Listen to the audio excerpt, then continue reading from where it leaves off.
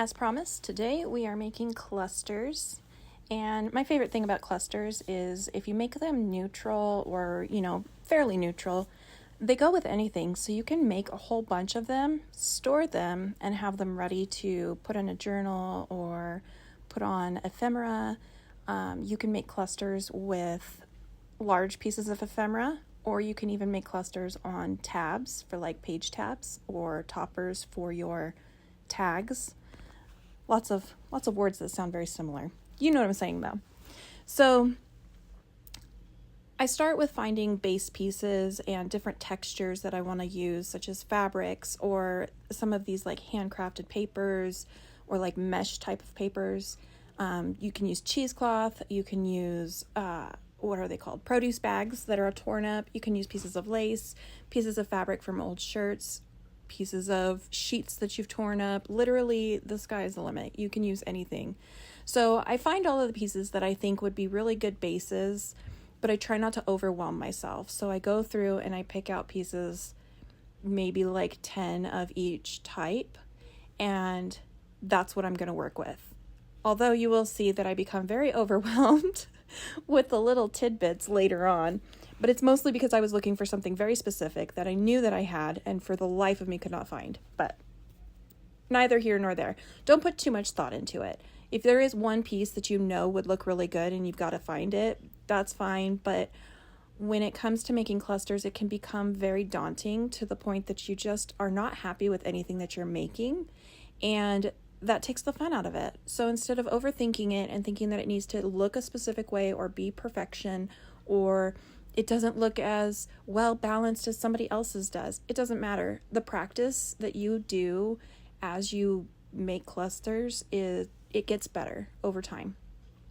So my clusters were junk, let's be honest. They looked terrible in the beginning, but I've taken a lot of inspiration from other creators, and I've also just played around with what I already had and have gradually gotten a lot better at it, to the point that when I just throw something together, I don't feel like it doesn't look good. I feel like, wow, that really came together nicely. So practice.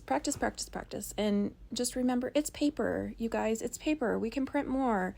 It's not something that, if you use, don't use like your luxury style stuff. Don't use vintage, like authentic vintage pieces if you're afraid it's going to be a waste.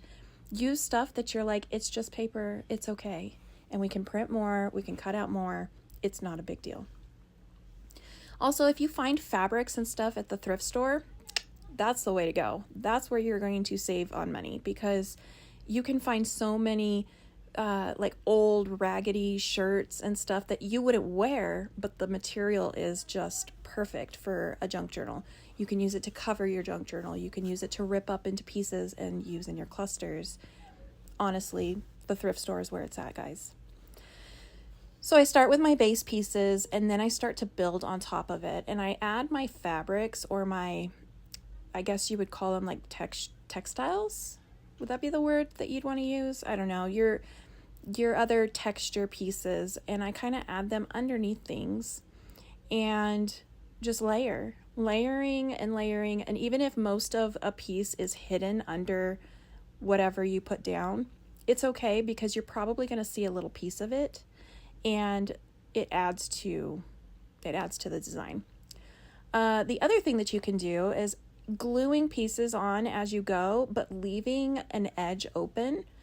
I find that this makes it really easy to add pieces later on. So instead of like getting a solid amount of glue where your corners are tacked down really well, which you would want for something that you want to be like completely secure and not lift, but for this type of a thing, you want to leave those edges up so that you can tuck things underneath it if you decide you want to add a little piece of something later on. So it is really handy to just kind of know where to place your glue and give yourself room to edit later on, if that makes sense. So when you're gluing fabrics, it takes quite a bit of glue because the fabric wants to soak up the glue. So just make sure that you give it, an appropriate amount to where it will actually stay down, and then you give it time to dry. So I felt like this looked really good, but there was just something I wanted to add to that other edge, that other corner. And so I just grabbed a couple more teeny tiny pieces. Again, I didn't overthink it. I just found something that I thought would look really good and popped them together. I like to put circles with my squares, or, maybe like an oblong type of tag, or, you know what I mean? Just labels, whatever, and give yourself different shapes and stagger them and make them look really good. So as I was saying, you can make clusters on anything. This is a page tab, and I took all of the same elements that I would use in a large piece of a cluster and just made it smaller.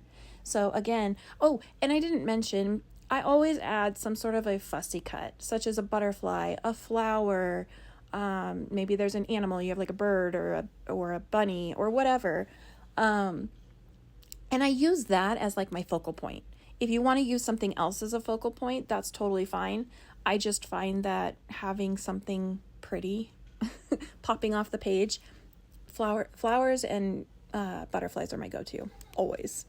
But if you don't like flowers and butterflies and all of that pretty stuff, just find something that you want as your like main focal point and then build around it. Tuck things underneath it, whatever. I really wanted to use that blue flower. I thought it would look so pretty on that yellow tag, but like I said, I always want to go with the butterflies and the flowers. The butterflies are usually my win. Let's just be honest. You can't go wrong with a butterfly. Look how pretty it is. So then I was thinking, okay, I'll use like a label that doesn't have anything on it, just something small, but I really liked, this one says specimen on it, and so I really liked the specimen to go with the butterfly and then like a number. I tried to find colors that would coordinate with the journal that I'm currently working on, but again, if you go with something real neutral and you keep them basic, say you have like, you enjoy using a lot of blacks and grays and whites, then if all of your tags are kind of focused on that color scheme, they're going to look good in anything. If you like the browns, the antique vintagey feel, you can never go wrong with just having a ton of them that are with that color scheme. And then maybe use one pop of color. So for example, here, that green teal tag, it's actually paper that I made myself. If you'd like a tutorial on that, I could also do that. Where I used distress oxides on paper, and then I stamped and I cut them out and made my own little tidbits. And then I made sure that I used colors that I wouldn't mind putting on anything, that it would look good with just about any type of journal.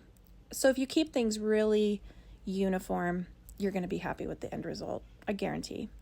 And again, you can mass make these and store them, and when you want to go and put a journal together, maybe you're not in the mood for tedious work and you just want to like assemble a journal, then you put your signatures in there, and then you can just automatically start throwing in these clusters that are already pre-made, this beautiful ephemera, these accent pieces, these tabs, whatever it is. So here is where I'm like, there is a piece that I am looking for and I couldn't find it. So I pulled out more ephemera that I have, because let's face it, there's just an ample amount of pieces to choose from. We're always cutting papers out, are we not, ladies and gentlemen? So I finally found it. I was like, this is what I was looking for. And I was happy. It needed a little dovetail tag. It just needed something hanging off the edge because it's so pretty. So adding that layer, and now I'm happy with it. But I thought, I wanted to show you guys that you can add metal. So I went ahead and added a tiny eyelet. Not necessary just for this video, because I wasn't making a ton of different tabs and different clusters for you. I wanted to give you, an example of how you can incorporate pieces of metal. So you could use brads, you can use tabs, you can use charms, not tabs, eyelets. Oh my goodness. You can use any type of other metal elements, blah, that you would like. My words are not wording right now. I also don't know if you noticed that the charm I added on there was just a tiny little jump ring that I had created into a little charm. So now I wanted to show you how I would incorporate these in a journal. There are several ways you could do it. One way that I really like is making a tuck, or like a pocket, I guess you could call it, but just something that you can have as like a really beautiful element to look at, but is still practical and can store a piece of large ephemera. I'm so sorry that it's cut out of the screen. The way that my camera is angled, I can't see where it's pointing, so I try to keep it as centered in the camera screen as possible, but sometimes I get off course. So I put that tab on there. When I set it in that little pocket, I was like, oh, that's too many butterflies on top of butterflies, and I didn't like that. I like to kind of spread things out a bit. So I put that tab somewhere else, and I love it now. So I hope that was helpful. Bye, guys.